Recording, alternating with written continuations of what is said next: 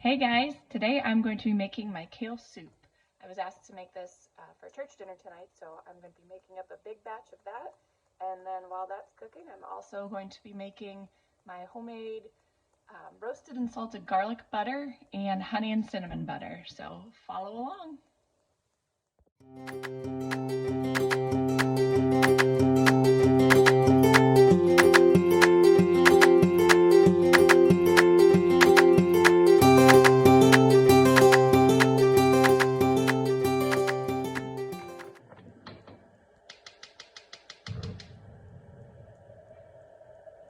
Okay, we've got our onion and our garlic chopped up and minced, so we're going to add about 2 tablespoons of olive oil to our skillet.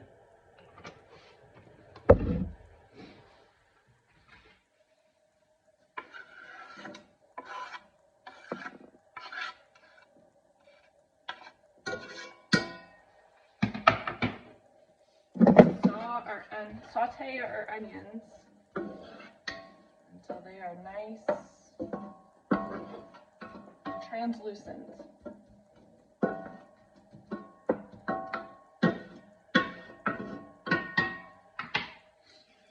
Okay, our onions and garlic are about ready here, so we're going to add in the sausage.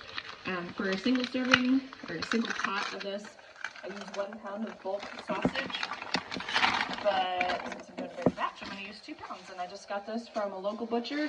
It's their bulk country sausage. Absolutely amazing. And I like using local butcher shops around the area to support small businesses, and they've also got incredible meat. So, go ahead and brown this sausage up.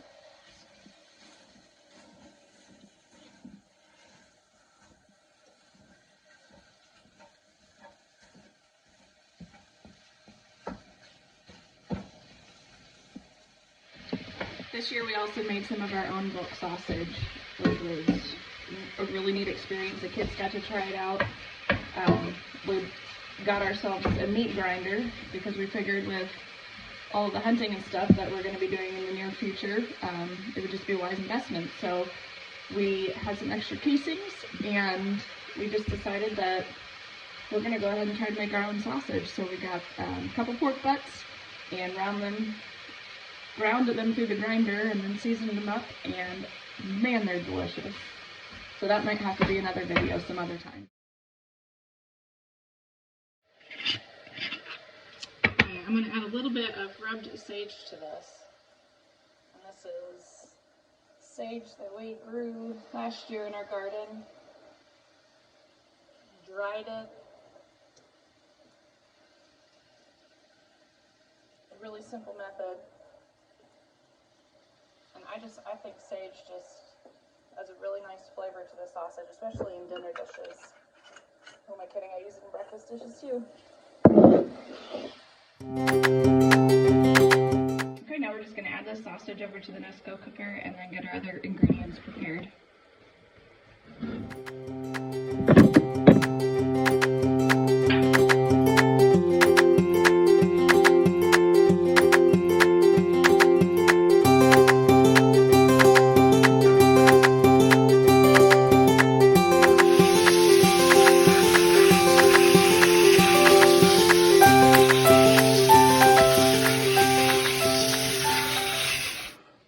So this next step is adding our kale to the pot.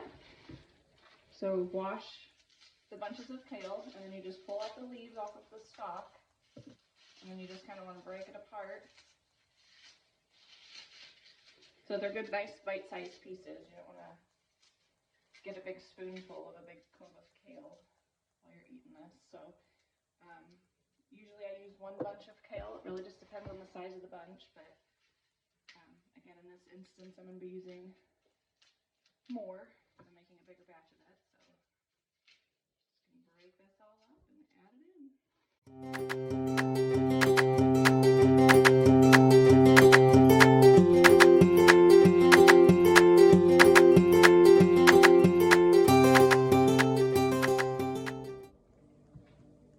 Okay, we've got the kale in there, so now we're going to add some water and then our chicken base to make our chicken broth.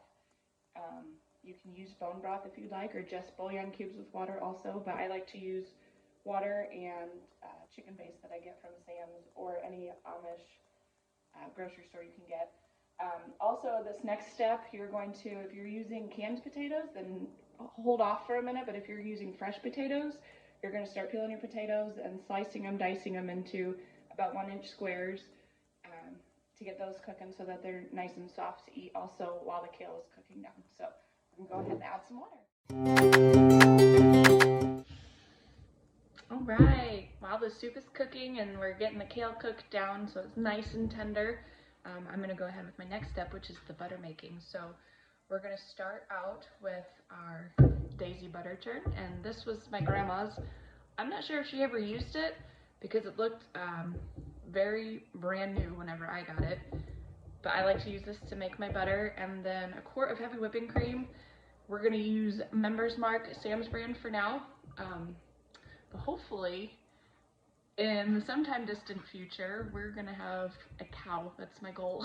And so I can use our own cream and make my own butter that way. But this works just as good for now. So the first step you want to do is make sure that you've got your cream sitting out on the counter to get to room temperature. You want it between like 50 and 60 degrees. I guess not quite room temperature, but warm it up a little bit. And all that does is it helps to solidify the butter when it's warmer. But if it's too warm, then it won't solidify like it should. So, but it also just kind of speeds the process up if you warm it up a little bit. But you don't have to measure the temperature, you don't have to use a thermometer or anything, just kind of make sure that it's not real cold and that you've had it sitting out for just a little bit. So we're gonna open this up.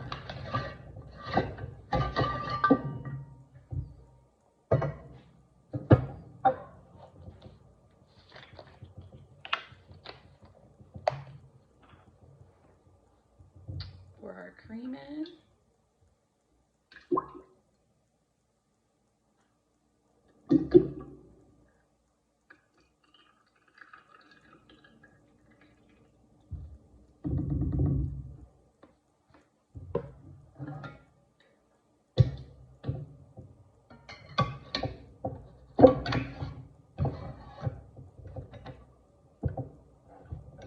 Start churning.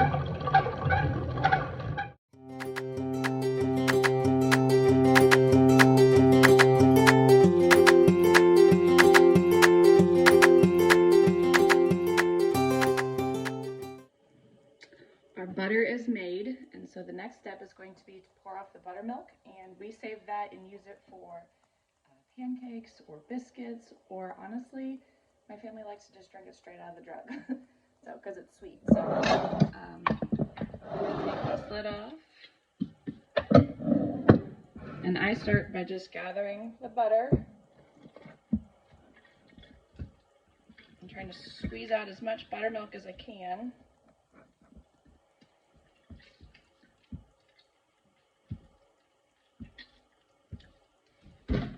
Put it in my strainer here in the sink, and then we're going to rinse it out and make sure we get all of the buttermilk out of it when we rinse it. If you don't, the butter can spoil faster in your fridge.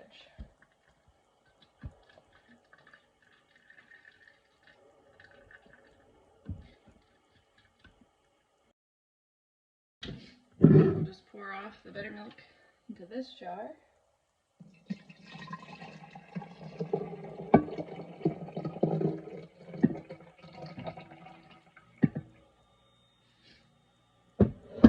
And now we'll start rinsing out our butter. So basically you're just going to squeeze it until it runs clear in the sink, and we're going to do that with cold water. The hot butter will melt. So just squeezing it like this until this water runs clear, doing it underneath the faucet as it runs through it.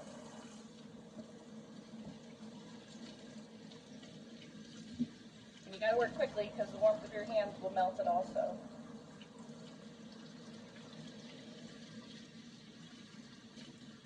And I have done it where you dip it in a bowl of ice water, but then you have to constantly change that out, and it takes a lot longer, and I don't feel like I necessarily get all of the buttermilk out if I'm doing it in a bowl like that and changing it out.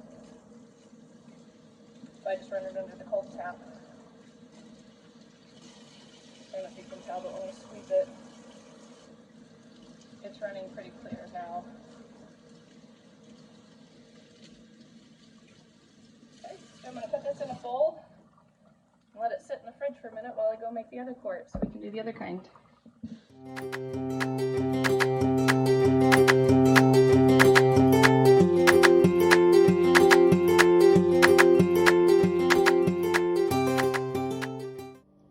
Here we go with our kale soup. That kale is really cooking down nicely. Give it a good stir.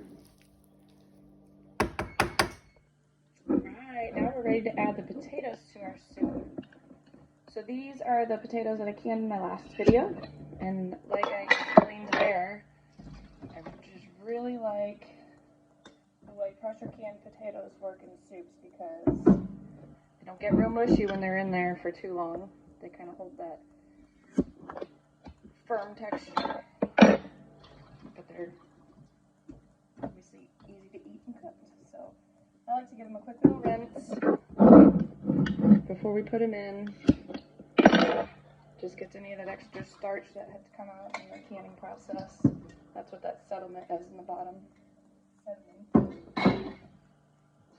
Just lightly rinse that off.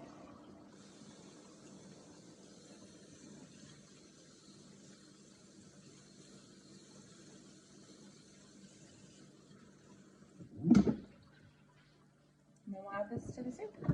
Those are in. So now I'm just going to add a little bit of salt and pepper to taste.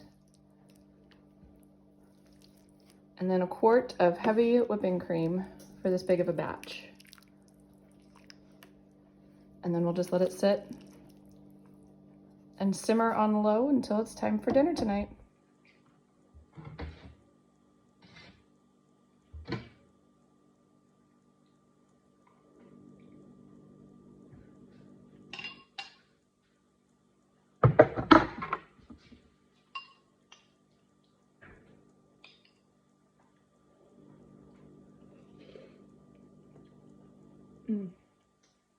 Amazing.